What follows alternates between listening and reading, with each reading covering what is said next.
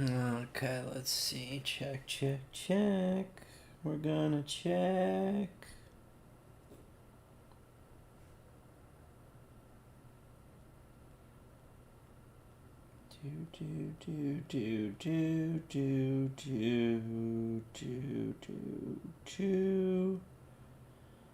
I'm just making sure that this is that everything is making sure that there we go. Yep. Okay. Yeah, we're good. We're good. Everything is as it should be. I'm gonna try to make this quick. Bad bank taken, but yeah. There we go. So I didn't do an opening segment. We'll just I really want to just get this done fast. I don't know. I'm just not feeling fucking anything today. But anyway, I don't know. Let's just do the articles. Skip all this nonsense. Okay.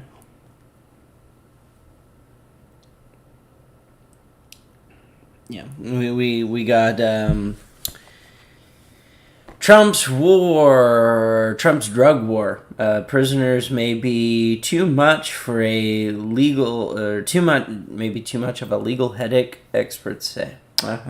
Good. And I don't support the war on drugs either. I think we should get rid of it, personally. This article showed up to me as why the U.S. released the survivors of a strike on alleged drug traffickers.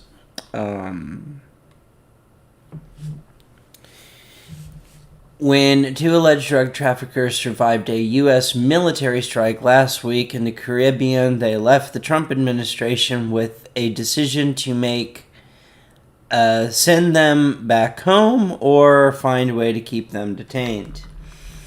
The U.S. last month started a campaign of attacks in the Caribbean that the Trump administration has described as non-international armed conflict against narco-terrorism.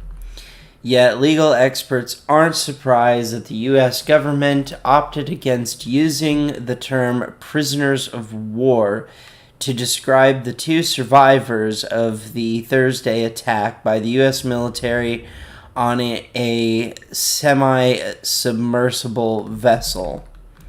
I want to hear from these people that survived. Are they actually drug traffickers? Can we hear from them? Can we hear their side of the story? No, we can't. We don't want to hear from people that'll expose that what Trump and his regime is doing is corrupt and illegal. We're not going to do that. I mean, why would they want us to find that out?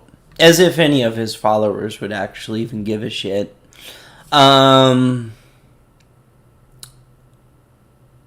than holding them, the United States sent them back to their home countries. U.S. President Donald Trump said Saturday the move, which was first reported by Reuters, suggests that for now, U.S. officials don't want to grapple with legal issues surrounding military detention for any alleged drug traffickers captured during the Caribbean operations.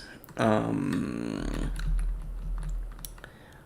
think the administration took what it would have viewed as the least worst option.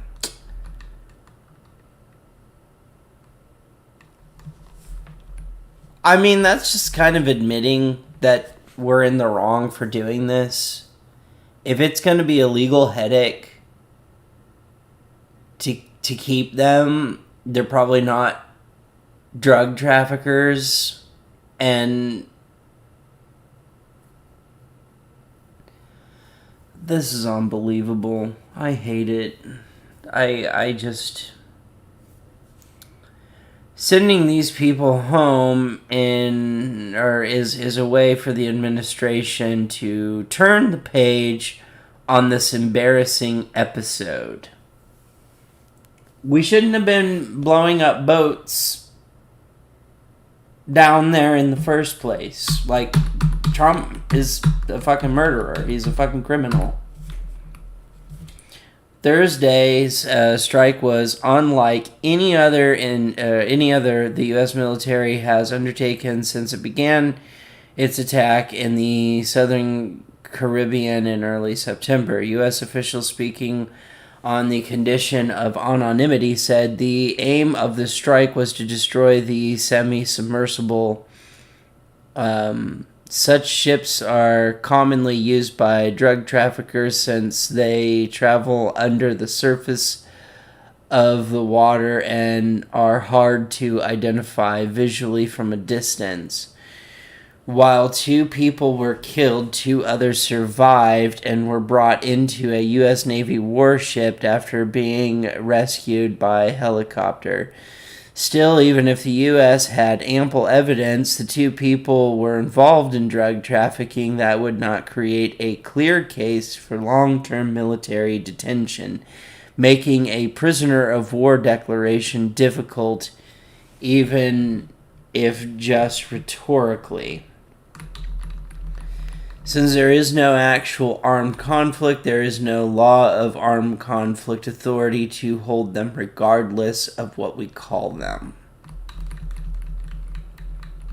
The current U.S. military lawyers told Reuters that the basis for long-term military detention other survivors would have been difficult to argue in court, even though the Trump administration has told Congress that it is a non-international armed conflict with drug cartels. The officials said that had little bearing in international and domestic law. Still, the Trump administration has defied the consensus of legal experts in the past, including by pursuing the deadly strikes on suspected drug trafficking vessels.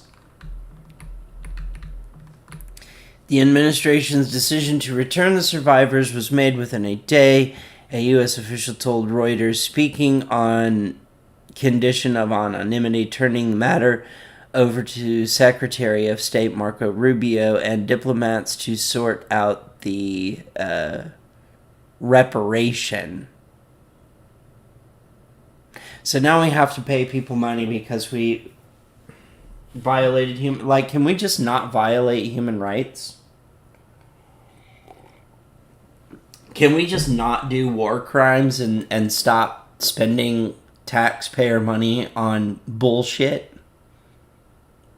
Like, none of this needed to happen. None of it. This is so fucking stupid.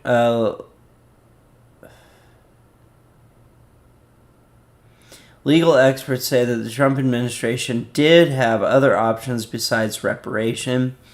It could have tried to argue that the survivors were unlawful combatants and detained them at Guantanamo Bay detention center in Cuba, or have tried to prosecute them in a U.S. court. But keeping them in military detention would have opened the United States to a complex set of legal and political problems.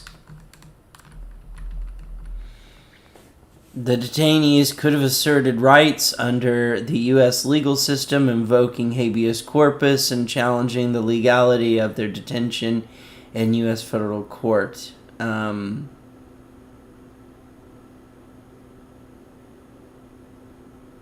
Finucane, who was with the office of the legal advisor at the State Department, said going to court would have required the administration to reveal evidence that likely would have resulted in disclosure of information that undermined its narrative about these strikes. Yeah, that they're not drug traffickers.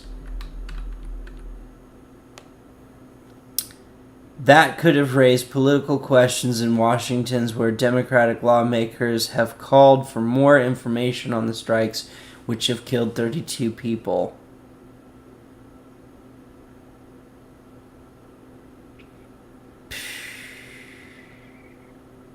I'm done reading about how our government is just needlessly killing people. I don't want to hear about it anymore.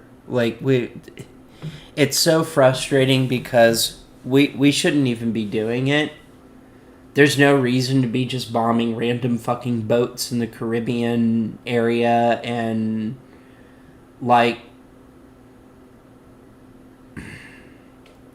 honestly, if we get a military strike on United States soil at this point because of all the shit that Trump's doing, I don't want that to happen. I don't want it to happen. But because of the shit that this fucking regime is doing, it wouldn't surprise me. I would think, part of me would be like, well, yeah, we kind of deserved it. We've been going around, kind of shitting all over every country in the entire fucking world.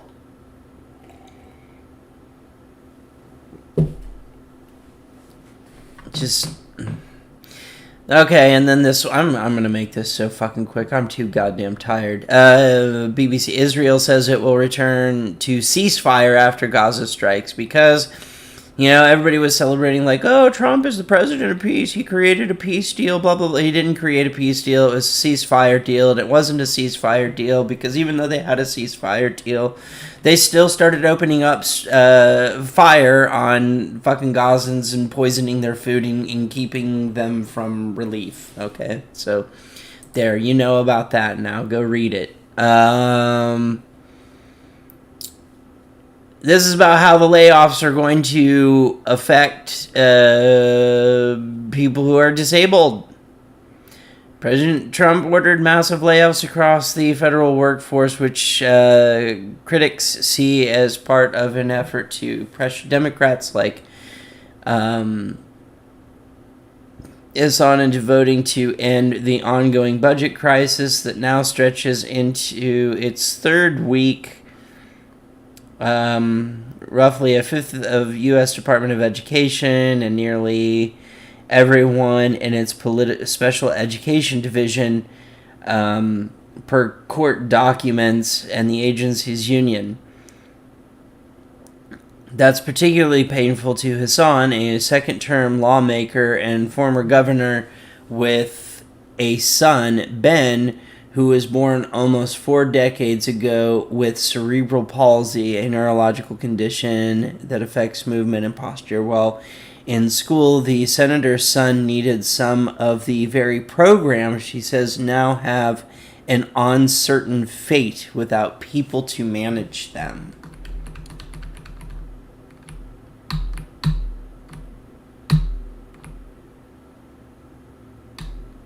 So there's a picture of Ben right there.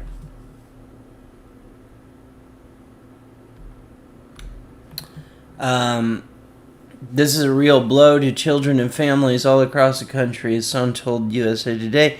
In an interview, I don't have constituents asking me to shut the door on kids with disabilities. Her concern echoes those of many families nationwide, while underscoring the real-world stakes and complicated politics of a federal government shutdown. The special education layoffs, which were paused temporarily by a federal judge on October 15th, have prompted a wave of anxiety that washed over parents and teachers in the last week. Special education advocacy groups say they were inundated with questions. Trump is such a fucking asshole. He's such a fucking piece of shit.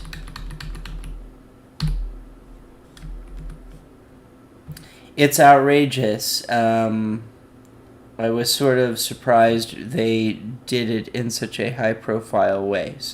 Senator Tim Kaine. Education Secretary Linda McMahon The Trump cabinet secretary, who in March split in half her department's ranks, has been largely quiet about the firing since they were announced. Her office didn't officially confirm the move until an October 17th court filing 2 days earlier in McMahon's first public statement on the issue. She asserted that special education funding wouldn't be impacted by any staffing changes, and yet here we are. It's being affected. This is pissing me off.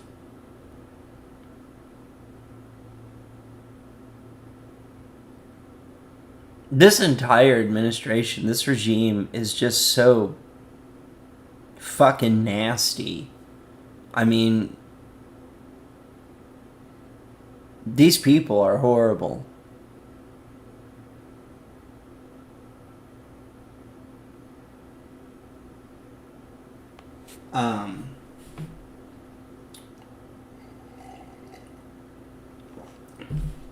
I have thoughts about them, but I can't say, you know.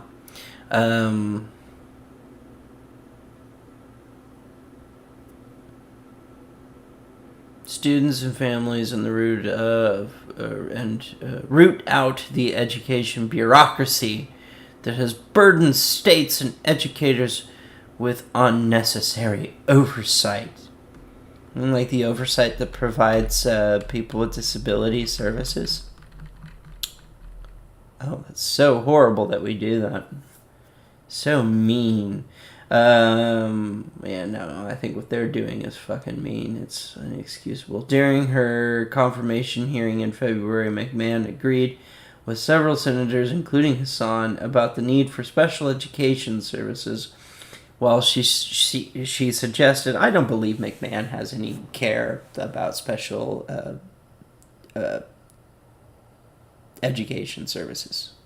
I don't think Linda McMahon cares about that. I don't think she has any intention of upholding that bargain. I don't think she gives a shit. I think she probably looks at people who need special education services and probably gets grossed out because she's an absolutely terrible, disgusting human being, like everyone in this entire fucking regime is a disgusting, deplorable, gross fucking human being that walks around like their shit doesn't stink, like they're just so above and more special than everyone, and sit there and act all tame and polite like, what? All I did was, like, kill someone. Why are you mad at me? Like, maybe they just shouldn't have been, like, the wrong color or type of person and stuff. Learn how to be civil. God, all I did was kill somebody civilly. It's not that big of a deal. Oh my god. That's just how I see the fucking Trump regime. It's gross. It's disgusting. It's a bunch of stuffy, white, suburban, rich people who